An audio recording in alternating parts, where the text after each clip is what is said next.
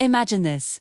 You've saved up 4 months, maybe even years, for that perfect dream vacation. You're picturing white sandy beaches, crystal clear water, and sipping a cool drink under a palm tree. For Paul and Christy Akeo, a couple from Michigan, this dream was about to become a reality. In early March of 2025, they touched down at Cancun International Airport, ready to unwind and escape the last of the winter chill. But instead of being greeted by a shuttle to their resort, their dream vacation took an immediate, terrifying turn into a real-life nightmare. As they went through customs, something was wrong. They were pulled aside by officials.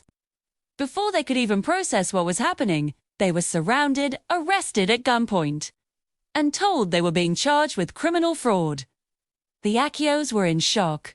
They were tourists, not criminals. What could they have possibly done?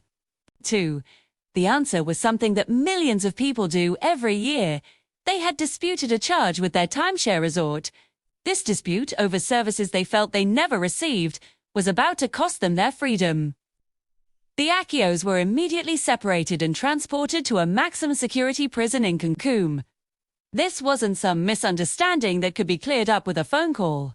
This was a prison, the kind you see in movies, filled with hardened, violent criminals. Paul was thrown into one cell block, Christy into another.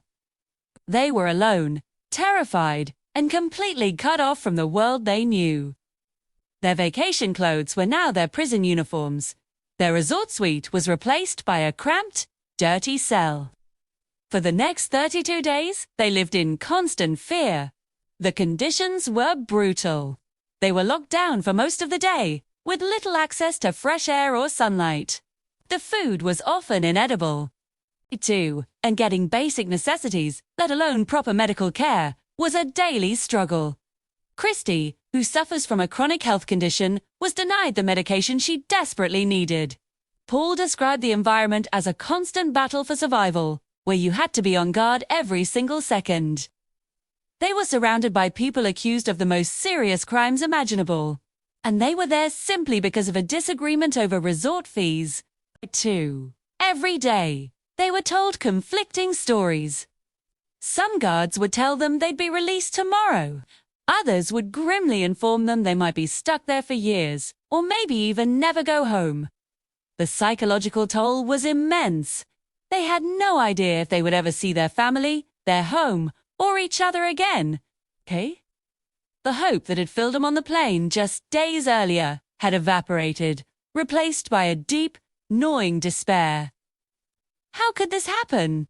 How could a civil matter, a consumer dispute, escalate into a criminal nightmare in a foreign country? Let's rewind a bit to understand how it got to this point. The Akeos had a timeshare agreement with a resort in Mexico. Over time, they felt the resort wasn't living up to its end of the bargain. They claimed that promised services and amenities were never delivered. So, like any consumer would, they took action. They disputed the charges with their credit card company, Loudons, which totaled around $116,500. In the United States, this is a standard procedure. If you pay for a service and don't receive it, you have the right to challenge the charge. But in this situation, the resort decided to play hardball. Instead of handling it as a civil dispute, the resort's legal team in Mexico allegedly found a way to reframe the Akeos' actions as criminal fraud. They presented a case to the local authorities that the couple had intentionally deceived the resort, leading to the issuance of an arrest warrant. So, the moment the Akeos set foot on Mexican soil, they walked right into a trap that had been set for them. They had no warning. No indication that a consumer complaint had morphed into a criminal indictment carrying a serious prison sentence. This case highlights a terrifying legal loophole that some companies might exploit, turning a financial disagreement into a weapon against consumers. Back in the United States, the Akeos family was frantic. They knew something was terribly wrong when the couple didn't check in. After days of desperate calls, they finally learned the horrifying truth. Paul and Christy were in a Mexican prison. The family immediately sprang into action, contacting anyone and everyone who might be able to help. They reached out to the U.S. Embassy lawyers and their local representatives in Congress. The story began to gain traction, and soon U.S. lawmakers were getting involved, putting diplomatic pressure on their Mexican counterparts. The situation was complex. The U.S. government can't simply demand the release of its citizens from another country's legal system. But they can raise concerns, investigate the circumstances, and ensure that their citizens are being treated fairly under local and international law. The intervention from U.S. officials was the lifeline the Akeos desperately needed. It elevated their case from a local legal issue to an international incident. Behind the scenes, intense negotiations were taking place. Lawyers for the Akeos, U.S. diplomats, and representatives for the resort were all trying to find a way out of this crisis. Finally, after 32 agonizing days, a breakthrough agreement was reached. But it wasn't as simple, "We're sorry, you can go now." The resolution was unusual.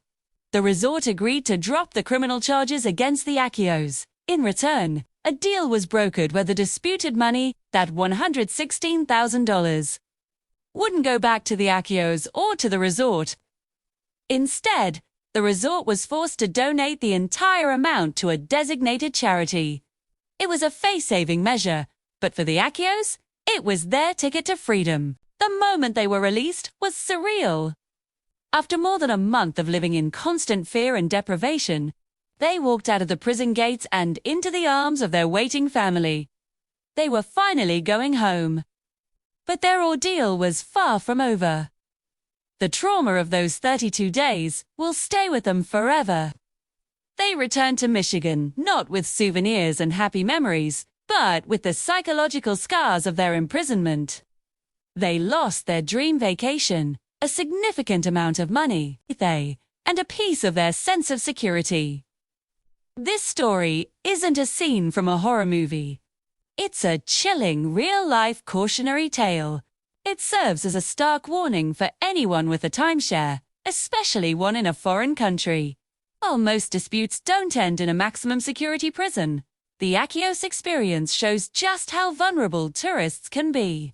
It raises serious questions about consumer rights and the power imbalance between large corporations and individuals, too.